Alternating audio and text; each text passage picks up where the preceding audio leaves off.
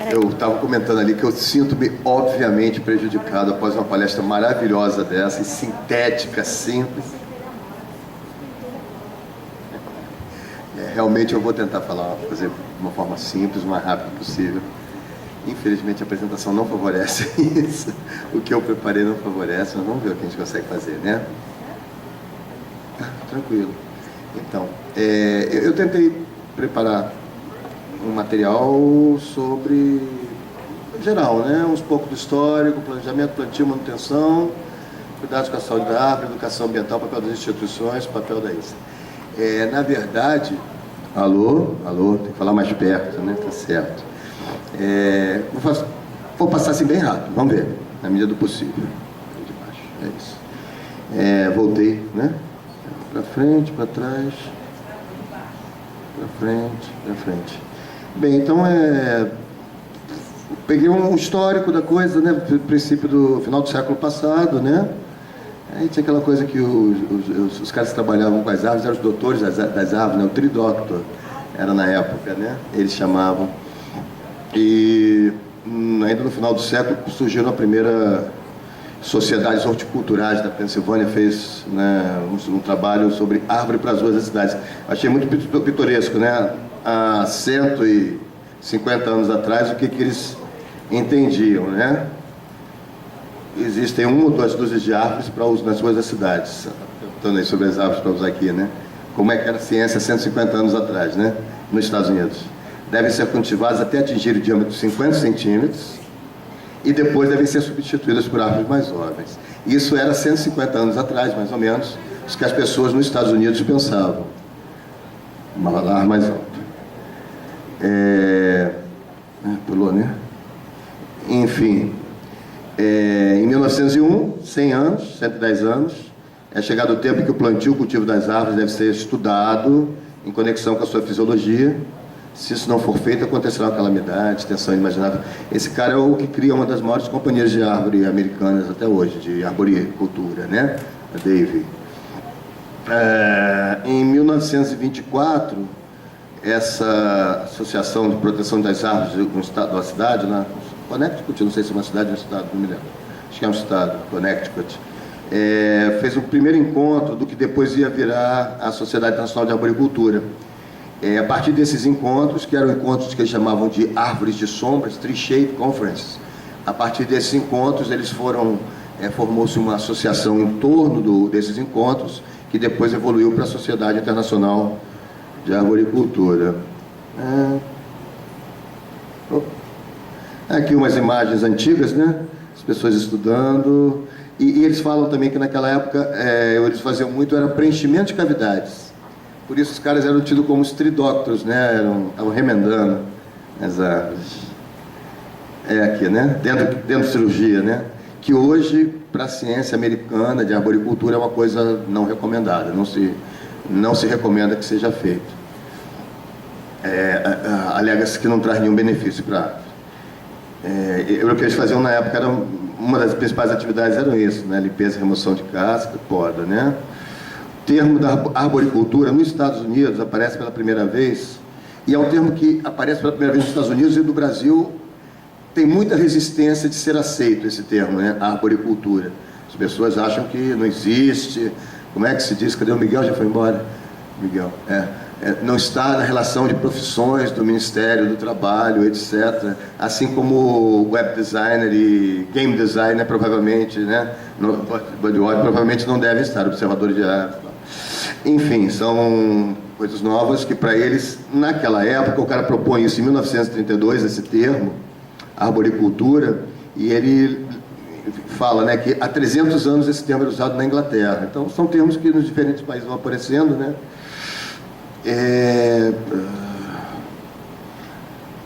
A partir dos anos 30, lá pela frente ele fala que eles também usaram esse termo, arboricultura, para diferenciar um pouco da ciência florestal como um todo, do florestal, né? A técnica na época, né? O cara pendurado ali. E pulverização, né? Parecido. As imagens antigas. Procurou. Vamos mais rápido, né? Tem jeito. Enfim, Isso são algumas coisas, realmente vocês não esperam encontrar aqui as coisas mais modernas que estão acontecendo, não, isso não vocês vão ver. Vocês vão ver assim um retrato amplo da coisa. Então, por exemplo, quer ver uma coisa muito importante? É isso aqui, olha.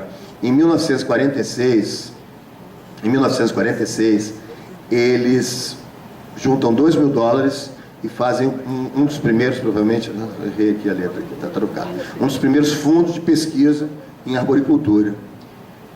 46, vamos lá, 80 anos atrás, 90 anos atrás, 70 anos atrás, né?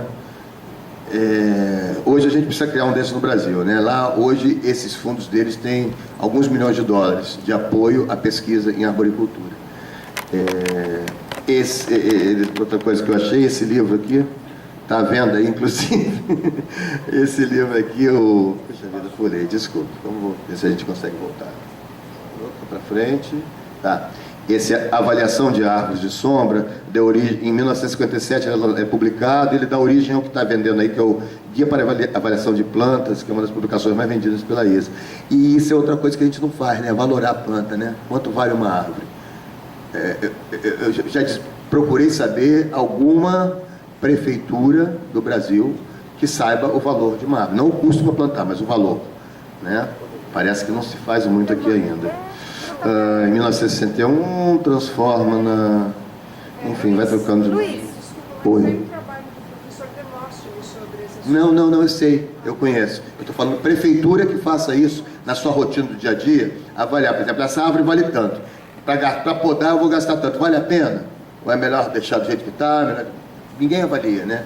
Na academia, uma pessoa ou outra tem alguns trabalhos, Demóstenes é o principal, mas assim, na prática, no dia a dia, que deveria ser uma coisa do dia a dia. Enfim, outro fundo, lá hoje em dia eles têm um evento, eles têm uma conferência anual da Sociedade Nacional de Agricultura.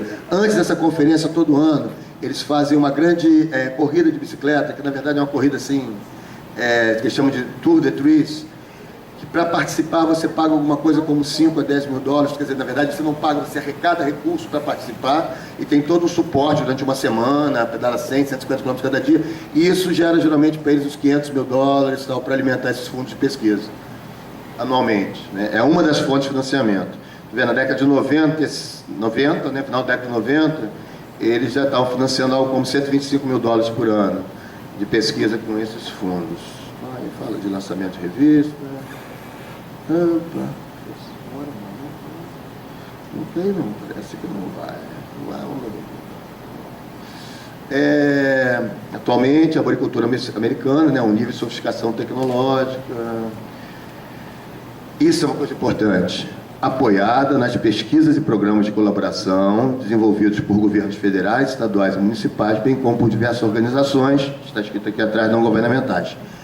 Essa é uma coisa que me chamou muito a atenção lá nos últimos tempos, que os governos federais e estaduais estão envolvidos com pesquisa e estímulo à prática de gerenciamento da arborização, enquanto aqui no Brasil a gente tem a prática de só os governos municipais que trabalham com isso, né? E lá também tem muito, é até gozado a gente falar que não tem organização não governamental no Brasil que se preocupe com a arborização, está aqui a organização, né? Mas são poucas. Você tem muita organização não governamental no Brasil voltada para a proteção ambiental, mas poucas se envolvem, na minha opinião, né, com a arborização urbana. Lá você tem grandes sociedades, institutos, enfim, instituições não governamentais que se envolvem, vão falar alguma coisa sobre elas com a arborização urbana. Uma área que funciona, né? Não está querendo funcionar, não. Foi mais ou menos. Depende. Tá. Então vamos lá. Planejamento, vou passar rapidamente, né? Esse trabalho é um trabalho bem interessante, Planejando a Floresta Urbana, é de um grupo que trabalha com planejamento mesmo, Sociedade de Planejamento. Tem o iTree, que é o grande instrumento que eles usam para valorar árvores e associar valores às árvores e mostrar para as pessoas quanto é importante as árvores. Alguns trabalhos que o pessoal apresenta nos últimos anos sobre gerenciamento de florestas urbanas, são coisas boas para vocês conhecerem, não vai ser agora correndo que vocês vão conhecer. Esse livro é bem interessante, né? Planejando a Floresta Urbana. Eu não vou estender nisso, senão a gente não vai conseguir chegar ao final. né? Vamos lá, rapidamente. Princípios gerais: trazer as árvores para o centro do processo de planejamento, saber onde você está partindo para saber onde você quer chegar, bem, isso é planejamento em geral. Acho que está meio baixo isso aqui, não permite, está cortando ali. Buscar parceiros privados e sociais, que tiver meio embaixo vai ficar prejudicado. Eu não vou entrar em detalhes, não vai dar tempo. Vamos lá. O ITRI, né, o sistema de computadores desenvolvido pelo Serviço Florestal, eu não botei, mas tem apoio de diversas instituições particulares e universidades, né. O ITRI, né, valora árvores, florestas, tem vários módulos que permitem avaliar questão de hidrologia urbana, muita coisa, né? Muito interessante. Aí tem um exemplo aqui, está tudo embaixo ali, perdi tudo, não está na tela. Tem alguma configuração que não está mostrando aqui, tudo bem. Então, por exemplo, aqui é um exemplo do uso do ITRI em Washington, a avaliação, 2.600 árvores, cobertura arbórea 28%, principais espécies, faia, pera, tulipa, e tem uma série de outras informações. Que está cortando aqui por algum motivo, aqui a minha projeção, não sei explicar por quê. Aí, de plantio, eu peguei pouca coisa, achei essa publicação que dá uma ideia do mercado de produção de mudas para paisagismo em geral, né? Não é só para arboricultura, mas para paisagismo em geral, 20 mil empresas quase, vendas de 27 bi, é isso, de dólares, né? 260 mil pessoas empregadas. E aí chamou a atenção que o negócio ficou totalmente desconfigurado, mas tudo bem. As árvores são importantes, né? Você tem aqui quase 12% do total de vendas são árvores deciduas e floríferas. 7% são coníferas, evergreen, né? Sempre verdes, que não perde as folhas. Eles têm lá aquela característica lá que eles têm um mercado grande de árvores de Natal, né? Dos viveiros, 12,7% total de vendas são árvores de Natal, vivas ou cortadas. Ainda nessa indústria, né? Plantas em bandeja, mudas em bandeja, representam quase 65% das vendas, e aquelas enroladas em pano, né? Como é que é o termo que se usa aqui, que a gente ia chamar aqui, Joaquim? Eles usam juta para enrolar as raízes, né? Representam 13%. Não sei o termo que a gente usaria aqui, não estou acostumado a ver aqui no Brasil. Aí eu trouxe dois como é que se diz? São padrões, né? Não chega a ser normas, como se fossem padrões de duas cidades. Uma não é americana, é canadense, mas é desenvolvida com uma consultoria americana. E a outra é a mesma cidade americana, Nova York e Toronto. Passar bem rápido, mas tem umas coisas muito pitorescas, porque a gente está acostumado aqui ao Brasil, né? Então, bem, não vou entrar em começar a ler tudo isso daí, mas, por exemplo, no padrão de Nova York, né?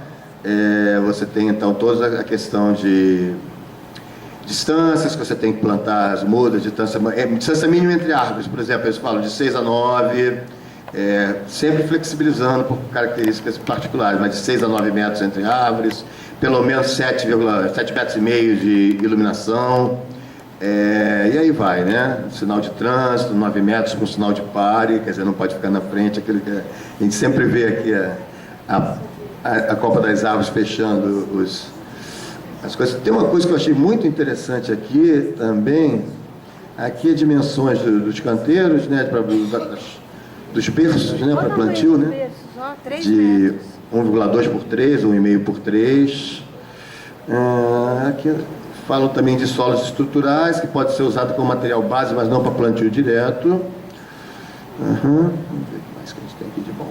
Sobre as mudas, teve um negócio interessante que eu achei de altura, que eles não plantam árvores muito grandes, sei lá, não estou achando aqui, vamos ver. Mudas, torrão, plá.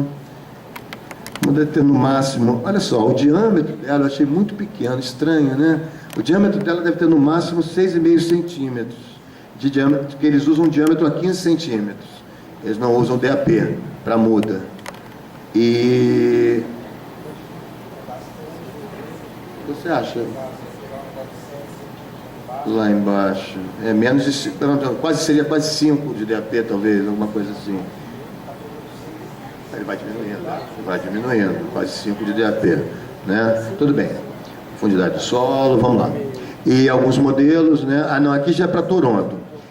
Toronto é interessante, eles foram contratar uma empresa americana, de um consultor, né, muito famoso, que trabalha com solos urbanos, e ele estabeleceu alguns padrões. Aqui, o padrão básico deles é isso aqui, olha. Para uma árvore, você tem que ter, ele propõe que você tenha 30 metros cúbicos de solo. Para quem trabalha na prática numa prefeitura, quem faz plantio, se souber um mínimo de matemática, vai entender que isso para qualquer coisa no Brasil é uma loucura ou um absurdo. Quando você fala em 1 metro cúbico de solo no Brasil para uma árvore, você tem que dar graças a Deus que estão botando 1 metro cúbico de solo. 30 metros cúbicos é insano, realmente, se você for pensar, né? É um canteiro, né? Mas não necessariamente um canteiro, uma área de solo com 5,5 metros por 5,5 metros, ou quase que 5 por 6, né? E 1 metro de profundidade. Mais solo, a coisa toda se baseia no seguinte: mais solo possibilita árvores maiores e mais saudáveis. Não é muito difícil de entender isso, né? Muitas coisas lá são assim também. Tem uma norma de administrando árvores em construções, que esses dias eu fiz uma apresentação sobre ela, que é uma loucura. É tudo que, se você parar para pensar o que você deve fazer numa gerenciamento de árvores, numa construção, tudo que você vai pensar pelo teu bom senso, bem, é isso que tem que fazer. É tudo que não se faz no Brasil, né? É tudo que não se faz no Brasil. Então, ele bota ali o modelo dizendo, olha, eu não quero isso, eu quero isso. Eu quero menos árvores maiores. Eu não quero isso aqui, um monte de árvores próximas e pequenas. Eu quero árvores grandes. Para isso ele tem que dar solo para elas poderem crescer. Berço de 1,5 metro por 1,5 metro ou maior é o tamanho ideal para calçadas. Isso já é o berço, né? Porque o solo, na verdade, vai ficar por baixo desse berço. Né? Ele mostra alguns modelos.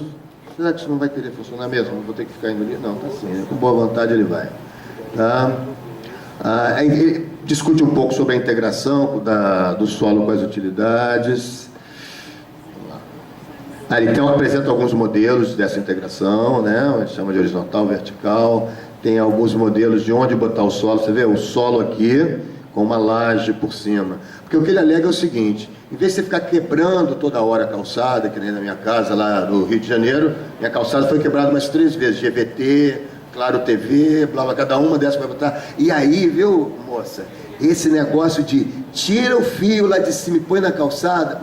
Não, mas você põe na rua. Isso tem que pensar bem, no meio da rua, talvez. No meio da rua, talvez.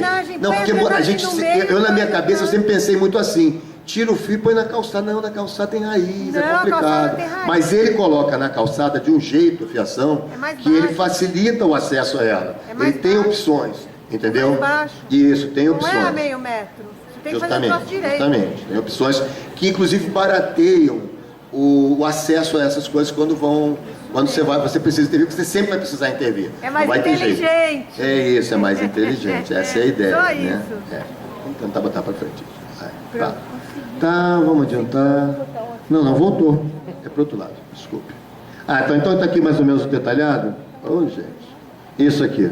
Sistema de ponte de pavimento, ele bota tipo uma laje em cima. Então a ideia é que você simplesmente retira aquela laje sem causar muito dano quando precisa. Bota outra com o solo em células, né? E bota o canteiro livre, né? O canteiro aberto. Tá, e vamos em frente. Tá, manutenção, eu trouxe um exemplo de uma cidade pequena, 100 mil habitantes. Para vocês terem o que é a manutenção, o gerenciamento de uma cidade, da arborização pública, numa cidade americana de pequeno porte. Pequeno, médio, 100 mil habitantes, né? Então, lá, eles, desde 1980, eles têm um setor que trabalham com isso. É uma Tri-City, depois eu vou mostrar para vocês o que é uma Tri-City. Como se fosse uma certificação ou credenciamento dado por uma ONG em conjunto com o Serviço Florestal, que tem algumas exigências para a cidade atender para ter essa qualificação. Eles usam muito isso lá, as cidades gostam de dizer: eu sou uma Tri-City desde... Há 33 anos que eu sou matricite, ou seja, eu me preocupo com a arborização, eu sou qualificado como isso, né? Começou no departamento de parques, hoje está no serviço público, eles são responsáveis por fiscalizar a aplicação da regulamentação de arborização, né? A manutenção das áreas públicas, né? E é a única, porque é legal, a cidade, ela é uma cidade geminada com outras 3. São as 4 cidades, Quad Cities. E ele diz que é o único setor florestal da cidade que ainda sobrou das 4. As outras 3 não tem. Vamos ver se vai para frente. Isso, a turma trabalhando. É um arborista no gerenciamento, um técnico, 3 técnicos florestais. É uma equipe pequena, dá para ver, né? Uma equipe pequena. Tem um arborista, claro. Sempre tem um arborista. Certificado, de preferência. Muitas vezes com mais de uma certificação. O equipamento, os serviços, poda, remoção, destoca, plantio, nas áreas públicas, né? Manutenção padrão, né?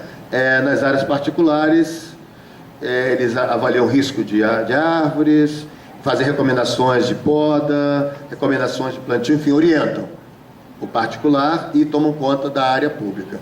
Na área pública, como não podia deixar de ser, eles têm o inventário da arborização, né? Mesmo sendo uma cidade de 100 mil habitantes.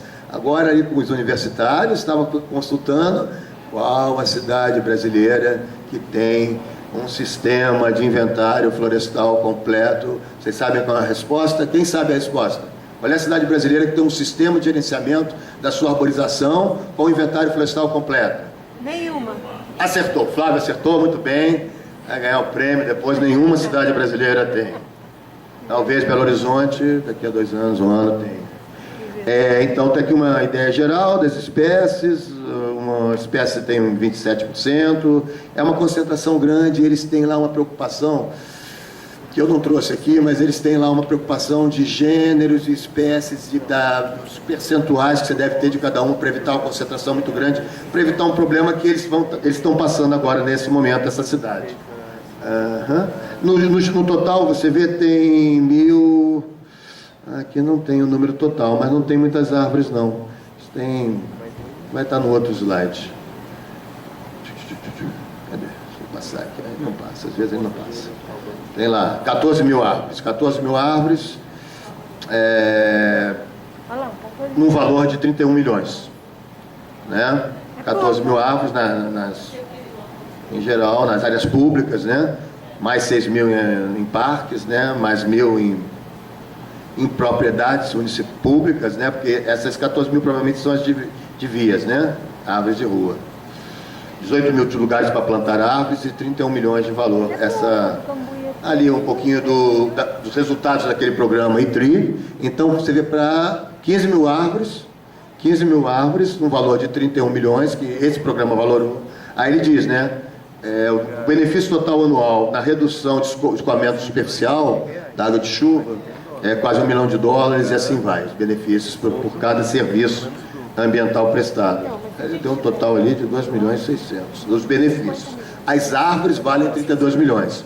Elas provêm um benefício de 2 milhões e 600 anual pelos seus serviços. Fixação de CO2, qualidade do ar. Todos nós sabemos quanto que a nossa cidade, não sabemos, né? Infelizmente. Quem sabe um dia saibamos. Vamos tentar ir para esse caminho. Esse trabalho foi apresentado no Congresso, que é o quê? É valoração. Valorar as árvores, usando a técnica daquele livro que eu mostrei lá atrás, que está à venda ali em cima, né? Para saber quanto vale uma árvore, para ver se vale a pena você investir dinheiro nela ou não. Você está jogando dinheiro fora. Né? É uma avaliação financeira. A gente tem que entender, né? Tem o financeiro, tem o econômico. O ITRI já faz uma valoração econômica. Já valora os serviços ambientais, a outra é uma coisa mais... Tá? Então, ainda em manutenção, hoje nos Estados Unidos, eles estão com... em cima da norma técnica, porque os Estados Unidos ele tem um conjunto, eu tirei xerox, deixei ali, de 10 normas técnicas de manejo de árvores e florestas urbanas. Elas são divididas por partes. A primeira é poda, e tem muitas daquelas que o Pedro apresentou ali, acho que são aquelas 9 que ele apresentou, mais uma de sistemas radiculares, que foi lançada há pouco tempo. A 9ª, antes dessa de sistemas radiculares, é essa de avaliação de risco de árvores. Em cima dessa norma, eles desenvolveram lá na Sociedade Nacional de Arboricultura uma qualificação, diferente da certificação que a gente tem, uma qualificação em avaliação de risco de árvores. É um programa muito... eles estão investindo muito nisso hoje, muita gente está se qualificando, estão tendo cursos frequentes. Tem coisas assim como, em Hong Kong, todas as árvores estão tendo que sofrer isso. Cada tufão desse que passa derruba um monte de árvore, todo mundo sai desesperado. E agora, como é que nós fazemos para avaliar isso?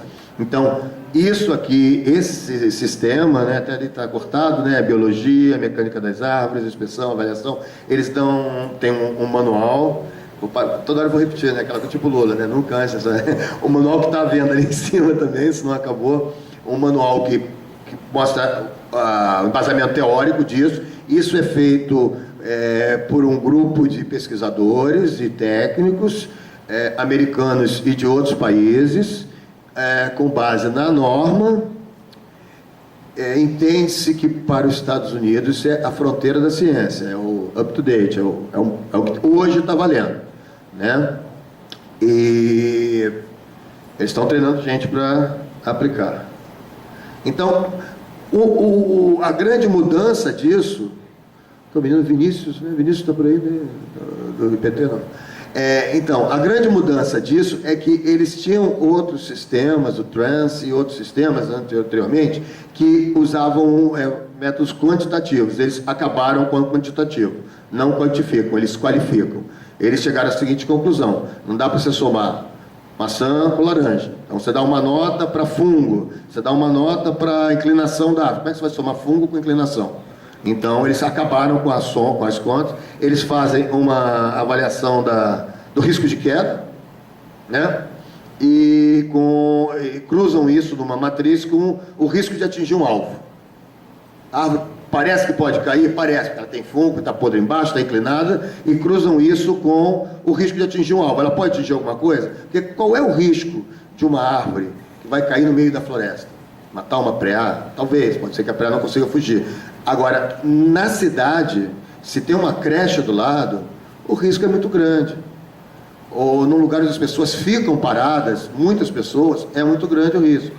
Então eles cruzam o risco de queda a partir de uma ficha de avaliação que eu não trouxe. Enfim, não dá, a gente está correndo mesmo, né? Tem uma ficha de avaliação de vários parâmetros, de observações que você faz quanto à fitossanidade, muitas daquelas coisas que o Vinícius comentou aqui, descreveu. A partir dessa ficha você enquadra o risco de queda, a probabilidade de queda em uma dessas categorias, iminente, provável, possível, improvável, e cruza isso com a possibilidade de atingir um alvo, pequena, muito pequena, média ou alta. Se ela tem um risco de queda iminente e a probabilidade de atingir o alvo é média, então é possível, né? É possível que você tenha que a árvore ao cair atinge um alvo. Você entra com esse possível numa outra matriz que avalia as consequências, que aí vai ver, tem gente nesse lugar, as pessoas ficam paradas, estão o tempo todo, elas estão passando, é só de vez em quando que vai ter, então a frequência e as construções que possam existir, e aí vai te dar uma resposta. Então, o teu risco, o teu resultado da tua análise de risco vai ser um desses aqui: pequeno, moderado, alto ou extremo. Essa é a avaliação de risco de árvores. E isso, então, é encaminhado para o tomador de decisões. Ninguém imagina que quem faz isso é o cara que vai decidir o que vai fazer com a árvore. Ele vai avaliar o risco de cair e vai entregar. Ana, você que é a gestora, a City Forest, a arborista municipal, é a diretora do departamento, você que vai... olha, tem um risco de cair moderado. Autoriza cortar ou não, precisa fazer uma intervenção ou não. Isso é o que está se trabalhando hoje com o risco de queda de árvores nos Estados Unidos.